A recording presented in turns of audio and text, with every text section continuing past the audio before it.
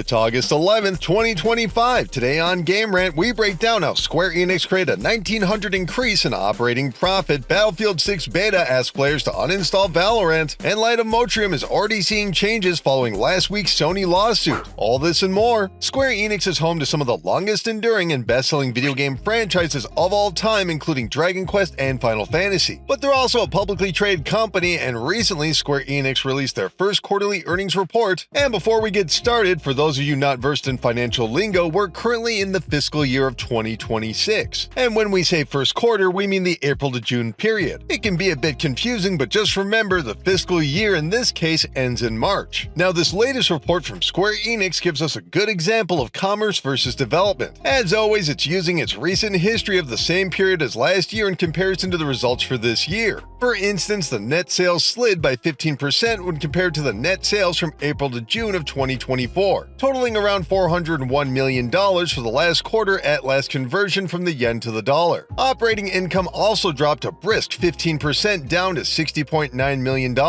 Operating income are the funds Square Enix took in before having to pay their obligations. So how is Square Enix balancing the books and showing their investors they're planning accordingly? Well, their operating profit, the funds which they obtained after paying those aforementioned obligations, saw a jaw-dropping surge of 1,900%, or around $6.7 million at last conversion. How can that be? Well, ironically, it can be attributed to the company's comparatively quiet 2025. For every major Square Enix project that didn't release or enter production this year and quarter, that's less marketing and operating structuring, a reduction of expenditure and cost, which then becomes profit. At last check, Square Enix stock is currently trading at $75 per share. Would you buy stock in a video game company? If so, which one? Chat back in the comments below. Battlefield 6's first open weekend beta has been a major success for the franchise, giving them their highest concurrent player counts for a Battlefield beta ever, with over 470,000 users on Valve's Steam platform alone. But PC users were quick to report several strange requirements before being able to launch the software, with numerous warnings regarding conflicting software which would need to be resolved.